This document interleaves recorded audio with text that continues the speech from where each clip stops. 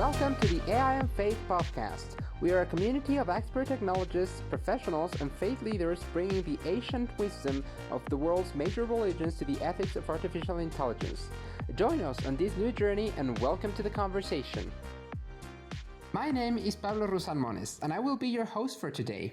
What if you had a time machine and could transport yourself back to Palo Alto, California in 1972, just as the computer mouse was being invented and everything amazing lay ahead? That's when AI&F Advisor and renowned Silicon Valley futurist Bob Johansen moved to Palo Alto, where for the next 50 years, with the Institute for the Future, he helped shape the rise of the modern technology revolution through groundbreaking insights and analysis. In this podcast, Bob discusses significant turning points that informed his own advice, his future-backed method for forecasting technology developments, and his long-term engagement with the future of technology in religion. Bob is also the author or co-author of 13 books, including the best-selling Get There Early, Sensing the Future to Compete in the Present. Here's a little piece of our conversation.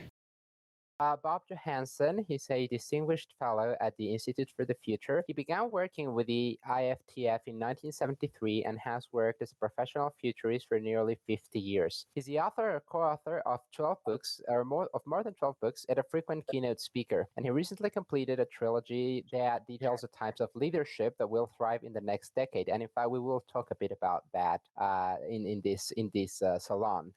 The New Leadership Literature focuses on essential practices of leadership, picking up where leaders make the future is more skills-oriented precursor left off. In 2020, he published Full Spectrum Thinking, which focuses on the need for a future-backed mindset. His latest book, Office Shock, Creating Better Futures for Working and Living, is co-written with the IFTF colleagues Joseph Press and Christine Bullen. Bob holds a BS from the University of Illinois, which he attended on a basketball scholarship, an MDiv from Crozer Theological Seminary, where Martin Luther King Jr. attended Divinity School, and a PhD in Sociology of Religion from Northwestern University. So, Bob, it's a true pleasure to have you here. Welcome to this salon, and thanks so much for this, and thank you, everyone. So why don't we start, Bob, with a bit of an introduction of why did you go into these latest books? In fact, you and I were talking about this yesterday. So why leadership, Bob? Why is it like leadership that the topic that you decided to pick up in your latest books? Sure. Thanks, Pablo. And great to be with you all. This is a favorite group from me, and I've listened into a number of the salons, and I'm happy to participate. I view you all as colleagues, and many of you are friends, and happy to be able to have a conversation. So I'm not going to be presenting. I'm just going to be talking in small chunks, and you should feel free to jump in. So I got interested in leadership. I had kind of a moment of truth. I'm not a military guy by background, but I happened to be at the Army War College, the place where the generals go, Carlisle, Pennsylvania. I happened to be there the week before 9/11, and I was introduced with a group of CEOs and senior Deloitte partners. I was introduced to this notion of the VUCA world, volatile, uncertain, complex, and ambiguous. And then, of course, 9/11 happened, and I got intrigued with what would it take to thrive as a leader in this VUCA world. And as a futurist, I am believing that it's going to get increasingly VUCA, not calm down. So I've spent a lot of my last time since then trying to figure out what those skills are. Then I did a book on disciplines or literacies, and then I did a book on mindset. So it ended up being 3 books, although I hadn't planned on that. And now I'm working on a new book, which is essentially going to be to revisit those 3 books from the point of view of augmented intelligence. How can you create an augmented leader? And I'm really beginning with myself as well as the research we're doing. I'm asking the question of, if I'm going to be writing serious books 10 years from now, I'm going to have to be augmented. So I've got GPT-4 on my screen to the left. It's my constant companion now. And I'm working on the new book, which is all around augmented leadership. And it's basically revisiting the best-selling book out of the trilogy, a book called Leaders Make the Future. So that's the quick start. I've since been promoted now at the War College, and I teach the new 3-star generals on their first week in Washington. And even though I'm not a military guy, I've ended up learning so much from them just because of the exposure they have that's so different from the exposure that I've had. Yeah, wonderful, Bob. Thank you. And why don't you, I mean, based on all this experience and on what you're writing right now, why don't you tell us a bit more what you mean by augmented leadership and by augmented intelligence? Sure. So I kind of grew up in Silicon Valley. As you mentioned, I came there in 1973. So I've been tracking AI and artificial intelligence for my whole career, and I've followed it through the expert systems days and followed it through a number of the really amazing things that have happened with AI over the years. And I've concluded that the term artificial intelligence is the worst term to describe an emerging technology that I've ever studied. It just tells a bad story that's led to all kinds of misunderstandings about what symbolic computing and what these new forms of I don't know how to even use the language now. I'm struggling with the language. I'm using words like coach or like advisor or it's really possibilities of extender. The word stretch is one I keep coming back to in terms of stretching my thinking. So, what I've concluded is that augmented intelligence is a better term. I like generative AI. I like the word generative, but I'm really looking for how we can enhance the human ability as compared to replace. I'm quite influenced in my current thinking by Tom Malone at MIT and his book Superminds. And the way Tom talks about it is the big story over the next decade is not computers replacing people, although that will happen to some extent. The big story is people and computers doing things together that have never been done before. And I'm working mostly with top leaders. I'm really interested in how top leaders can be augmented in ways that have never been possible before. And I'm trying that out of myself, but more importantly, I'm working with others to try to figure out in large organizations how human intelligence can be augmented, how we can develop our clarity, but actually moderate our certainty. So I'm more interested in augmentation, less interested in kind of simulating the human brain, although that's really an interesting topic. It's just where I'm focused on is augmentation of human leadership. And you know something, Bob, I think that you touched a very important point right now, which is language, right? Because whenever we give a name to something, then we kind of start Yeah. making assumptions about that thing. Sometimes there's something that we don't know what it is, but we give a name to it, and then that name conveys a series of things, right? Like it, Right. it suddenly means a different thing. So you touched, I think, a very important point. And I wanted to ask you something regarding that.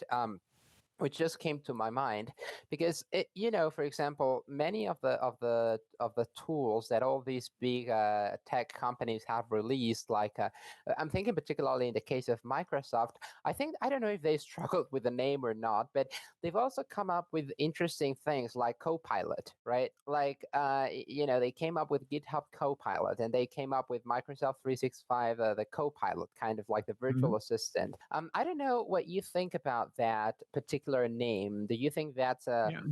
an appropriate name for the tools that they're releasing right now?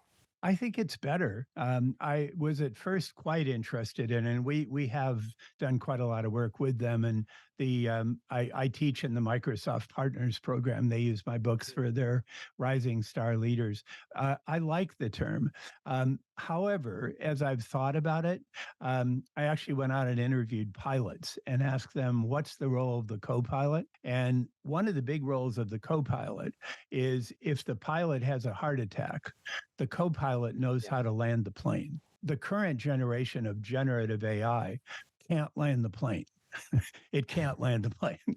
so I'm not using that term. I've got now a chatbot. I don't like that term either. I've not got now a chatbot called Foresight Coach that has 5 of my books, and it supports the work I'm doing, the one-on-one foresight coaching I'm doing with senior executives. I like foresight coach as well as anything, but the language is tricky. And here's where, I'm a humble futurist and I've been doing this for 50 years. One of my big lessons is if you get your language right, it draws you toward the future. If you get your language wrong, you fight the future. And the term artificial intelligence, just a bad word. It's a bad concept. It doesn't spark the kind of conversations that need to happen. We're developing better language now, but getting the language right is really important. And it's very hard to study this stuff if you don't have language to talk about it.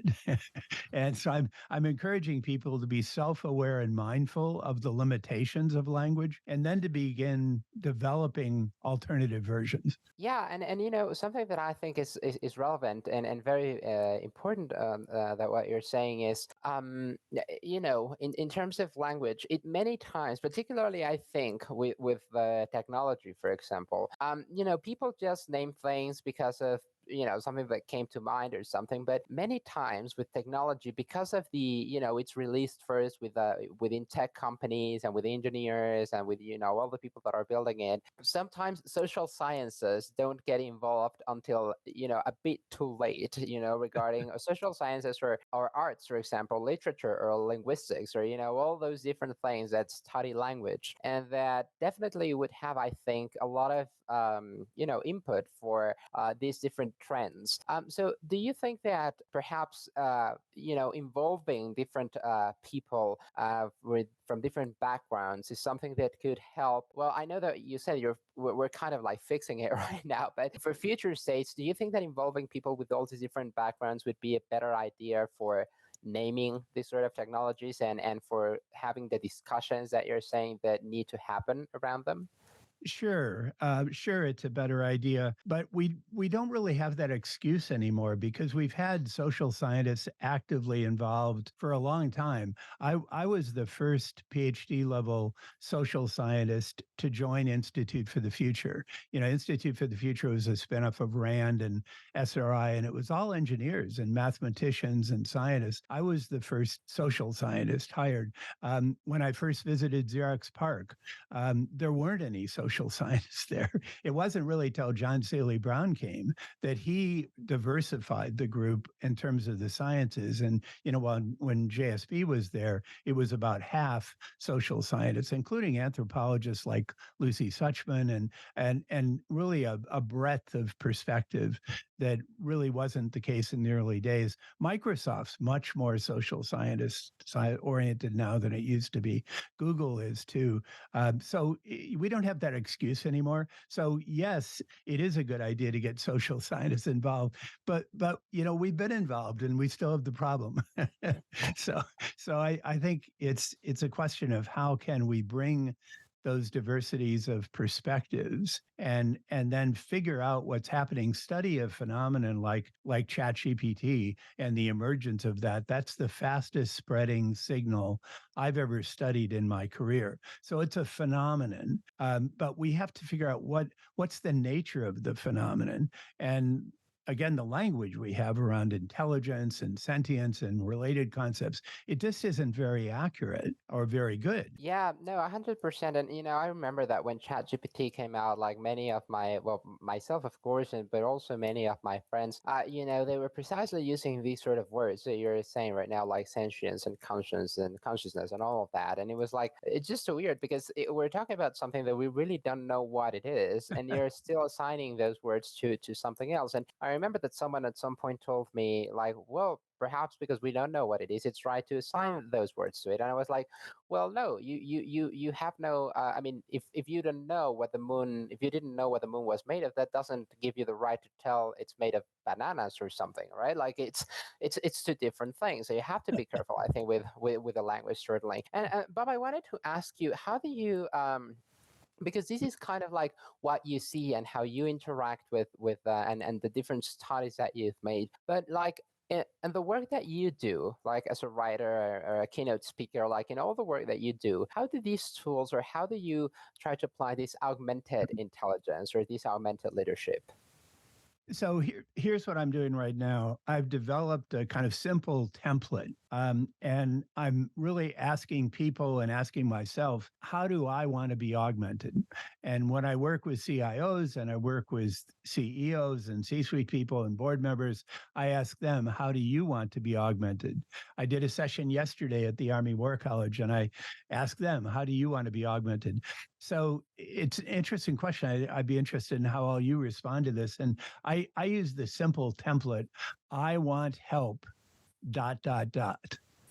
And again, thinking future back. So I'm focused 10 years ahead. I'm not an expert in the present. So I'm really, at some level, I'm not even that interested in the present. I'm focused 10 years ahead. And I'm not saying everybody should live like this. It just works for me. So for me, as a writer, writing books, I want help writing first drafts. That's my big block. I love writing books. This is my 14th book I'm working on now. I love writing books. I love outlining. I love editing. I love talking about my books. I hate the blank page. It turns out generative AI is really good at helping you do first drafts. Now they aren't very good. It's like having a well-read but overconfident intern sitting next to me all the time. It's not very good, but it gets me started and it gets me out of the blank page. And I've got a few others. I want help stretching my thinking. The word I keep coming back to is stretch. It's not about answers, it's about stretching. So it's reaching new audiences, it's finding and filtering new signals, it's challenging my own assumption. So I'm trying to focus 10 years back, 10 years ahead and thinking future back. How do I want to be augmented? And that's where I'm focused right now, is how can I augment myself as a writer? And then I'm asking that same question of others. And there's where you kind of bypass the language problem, because you're asking specifically, how do you want to be augmented? But I'm also telling top leaders that if you think future back, we're all going to be augmented. If you're not augmented, you're going to be out of the game. So this is a really big deal. How do you want to be augmented? And then you begin prototyping how you get from here to there. Yeah, and I think that this is very interesting, Bob, in how we're going to do it, because as you're saying, right, like everyone's going to be augmented, and if you don't do it, it's kind of like you're going to be left behind. But it's very interesting, right? Because I mean, there are so many different ways to being augmented.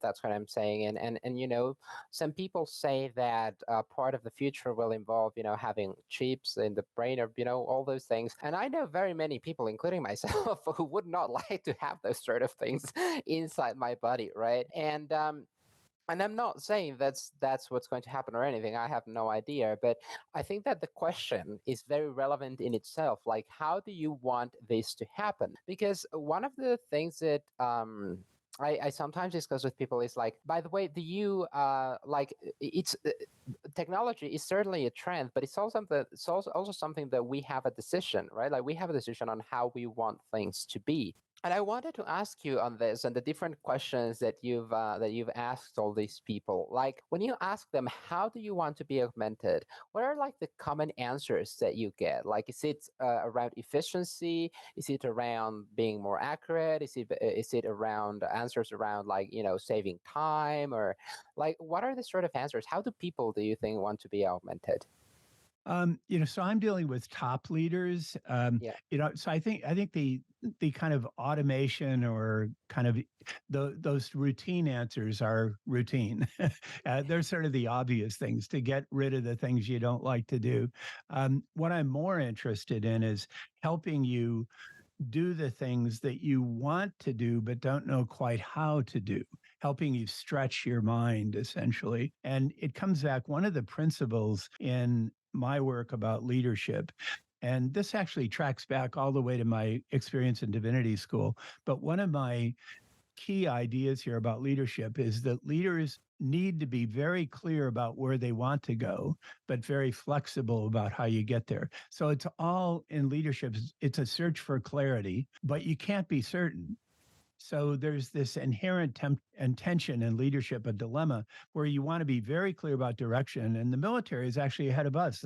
That surprises me. I thought they were still command and control, where what they talk about is commander's intent or mission command or flexive command is my favorite, where you're continuously evaluating who's in the best position to make which decision at what time. Um, Flexive command. I don't like commanders intent. So I don't use that because I'm working mostly in business and nonprofits. So what I call that clarity. Clarity. And in divinity school, I went to the school, as you mentioned, the divinity school that Martin Luther King went to. And I was there when Dr. King was killed. And I became part of this program to recreate the intellectual influences he was under. And the big takeaway I had was that Dr. King's focus was on social justice, not just about civil rights. So there was great tension, and I'm just reading the new bio that came out about Dr. King, King, a life, and there's so much tension in his community, especially at the end of his life. People telling him, no, you shouldn't be interested in poverty, you shouldn't be opposed to the Vietnam War, you shouldn't be involved in the First Earth Day, you should just focus on civil rights. And he said, no, the clarity is social justice. And to me, that's the place where we want to be augmented. We want help in developing our clarity, and also help in realizing that we can't be certain. So we need clarity. We can't be certain. So in the VUCA world and in how I'm using that now in my work with leaders is I've flipped it and I've said, okay, if you think future back about the VUCA world, yes, it's threatening, but if you think future back, vision will counter volatility. So vision's going to get disproportionately rewarded over the next decade, I think. Understanding will counter uncertainty. This is a time to be listening to each other, not shouting at each other. And I'm really concerned about that polarity, that kind of rise in the temptations of certainty. Clarity will counter complexity. And to me, that's the big one. We want to seek out leaders who are clear but not certain. And I'm a futurist. I don't talk about politics, but I get the new 3 stars on their first week in Washington, and I can't help but notice and empathize with them because they see politicians who are certain but often not clear.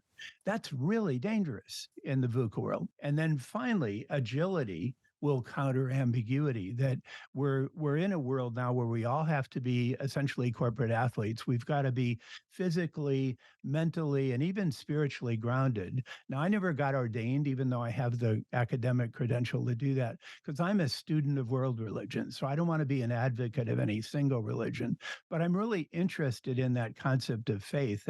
And here's kind of the big idea I want to share with you. But you're such a well-read and amazing group that I'm sure you're all aware of this already. To me, clarity is a lot like faith. It's a lot like faith. Faith includes questions. Faith kind of embraces the future. It's inherently future oriented. Belief, and especially extreme belief, that's certainty.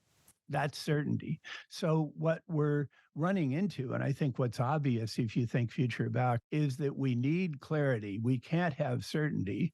And yet, that's often what we're stuck in, is these kind of debates, the awful polarities of certainty that we get brought into.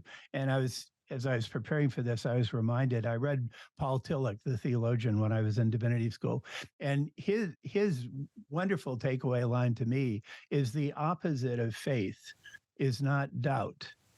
The opposite of faith is certainty.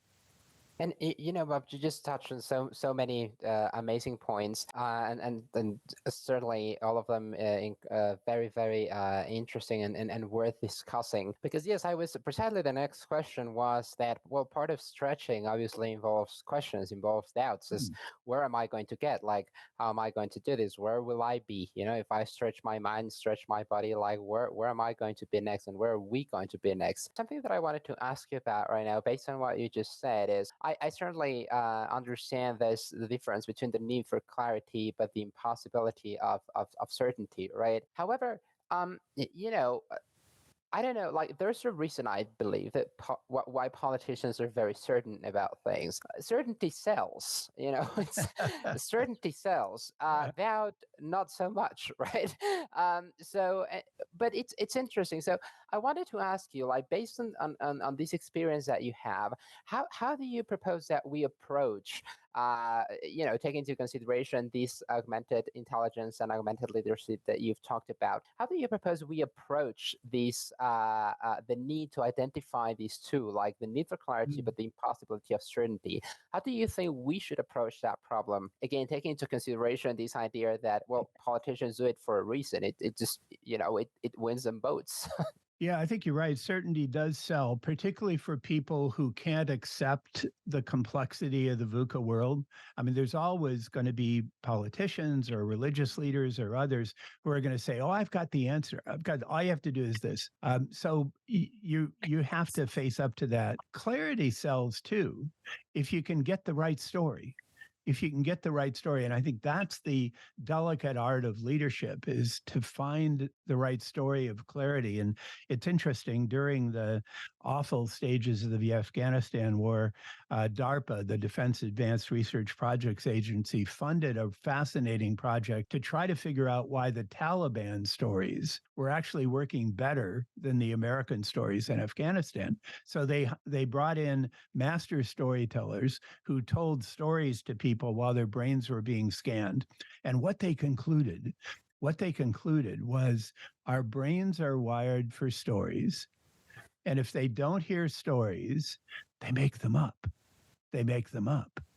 Now, I learned that in divinity school, and probably you all learned it in your graduate work too. That's really not new, that our brains are wired for stories. What's new is that we now have neuroscience data to document it. So we've got to figure out what's the right story. And I think we learn those compelling stories by thinking future back. So, for example, I think the most compelling stories of change over the next decade have to have something to do with climate disruption. Because nobody wins on a dead planet, as David Corton, the author, says. So we're facing up to that over the next decade. Is climate disruption is upon us in ways that's overwhelming. The kids get that. So the stories have to speak to the what we call the true digital natives, 27 or less in 2023. And what we're really interested in, the XR natives, the cross reality natives who are 17 or less in 2023. So everything we do now is cross generational. And the stories have to come from the kids. The stories have to come from the games, actually. And many of those games are retelling the hero myth, are drawing out kind of the essence of profound kind of mythic truth.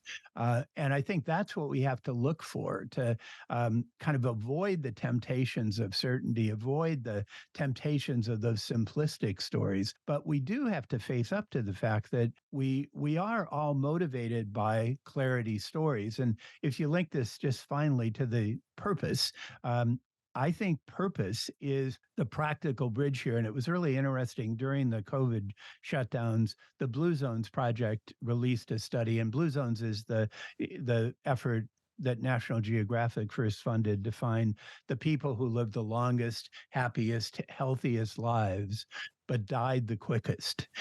Studied those people all around the world. Dan Buettner was the journalist who wrote that stuff. And now they have communities in various parts of the US. But the big lesson out of that during COVID was purpose-driven people are happier, they're healthier, and they live up to 7 years longer. Purpose-driven people who work for purpose-driven companies or organizations are happier, healthier, they live up to 14 years longer, and the organizations do better. So purpose is the practical bridge there, the practical bridge to clarity, the practical bridge to providing a sense of meaning and grounding. So sorry, that's a lot at once.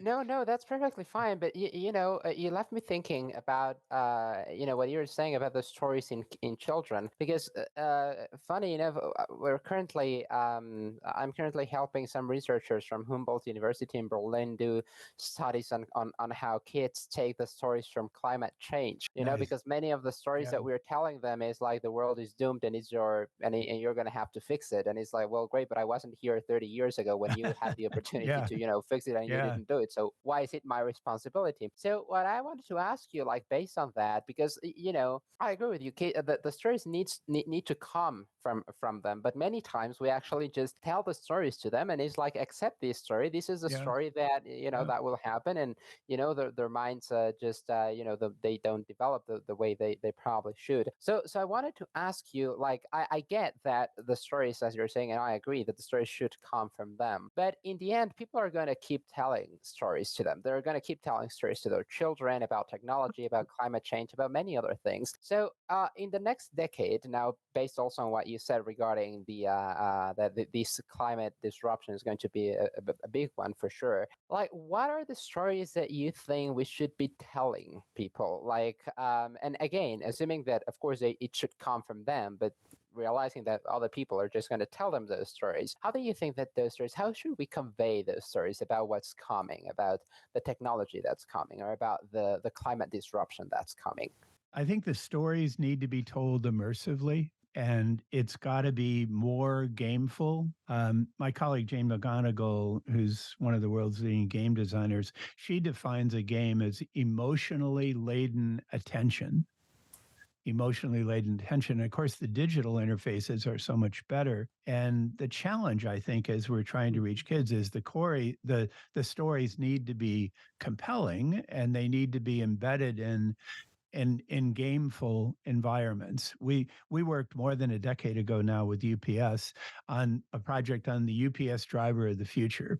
And what we found as we look future back, and this was more than a decade ago, about 12 years ago, that the way the UPS driver of the future will learn is through games. They won't sit in classrooms, they'll learn through games. So UPS redesigned how they teach UPS drivers.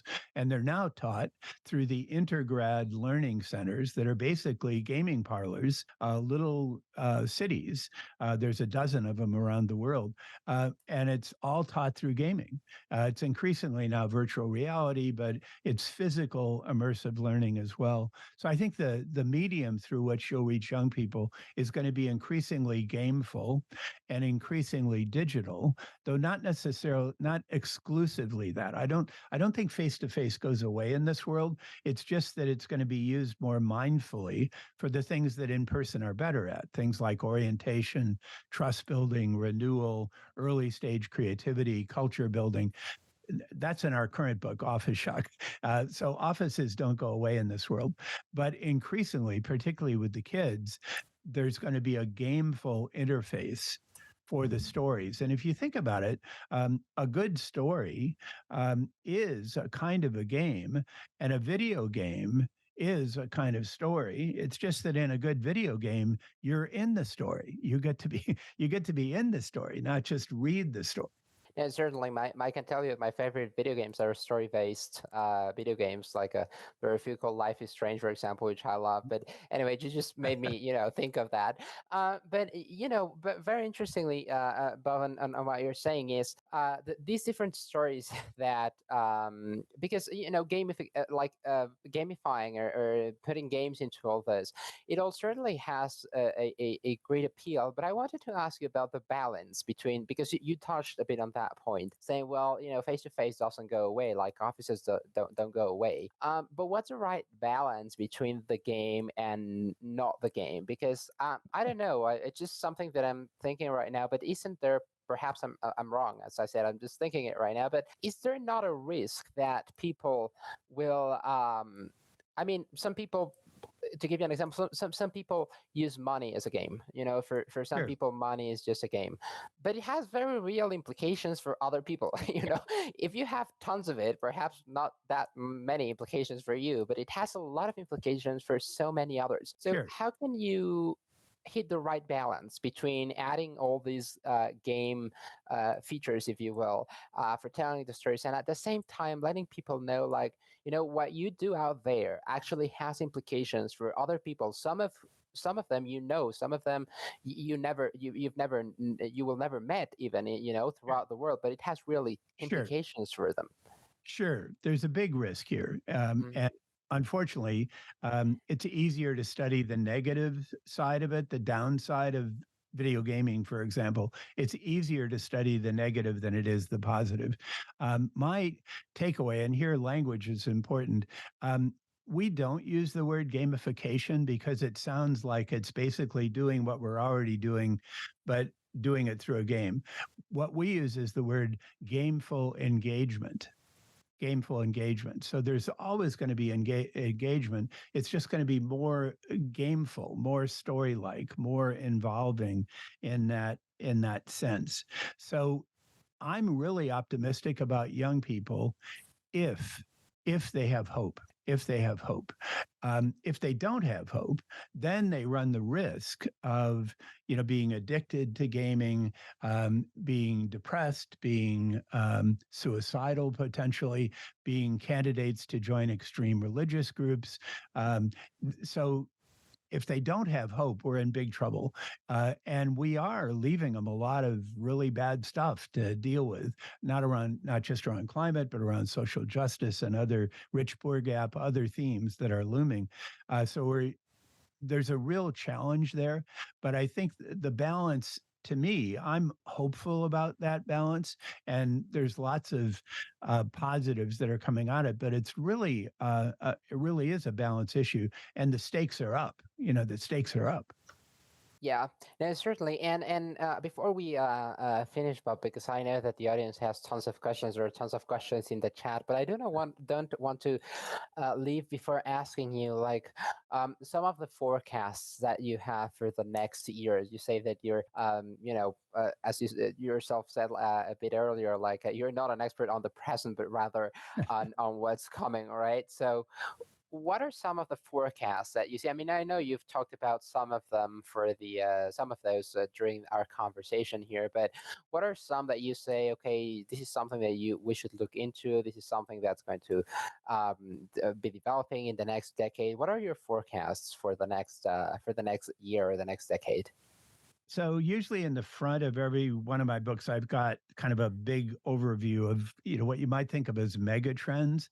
And Mhm. again, language is important. We define a trend as a pattern of change you can extrapolate from with confidence, and a disruption is a break in the pattern of change. So, for example, demography is a trend, but the XR natives, the 17 or less, they're a break. They're a break in the disruption, essentially. So, having said that, the big kind of looming future forces, let me call them, the big kind of looming future forces I'm most concerned about right now are climate disruption, the rich poor gap, and cyber terrorism, where a very small group of people can have a really awful big impact. So the rich poor gap, I think, is closely tied to social justice. So those are kind of the big looming factors that are always there in all of our forecasts. I'm really hopeful about augmented intelligence and about augmented leadership.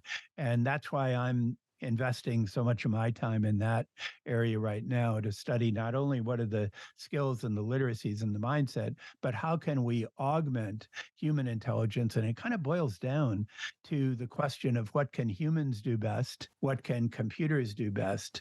And then the bottom line question for me right now is, how do you want to be augmented? And I think all of us should be asking that question. How do we want to be augmented? And we should be prototyping it. The really neat thing about ChatGPT 4 and all the various other similar function platforms that I'm sure many of you are trying. The big thing about this is you can actually try them out in practical ways and in scalable ways, in ways that certainly weren't possible until really just the last year or so, that I could do something like what I'm doing right now in my writing. I couldn't have done that even a few months ago in the way that I'm doing it now. Certainly, Bob, and I think that's a magnificent reflection. Thank you so much. Thank you once again, Bob. It's a true honor to have you here, and well, see you soon. Thanks so much. Just listen to the AI&F Salon recording from October 2023. Stay tuned to listen to more salon recordings and interviews with experts from around the world. In the meantime, follow and rate our new podcast on your favorite podcast platform and share with your friends. Don't forget to follow us on our social media as well. We are on LinkedIn and X, formerly Twitter. Thank you for joining us today.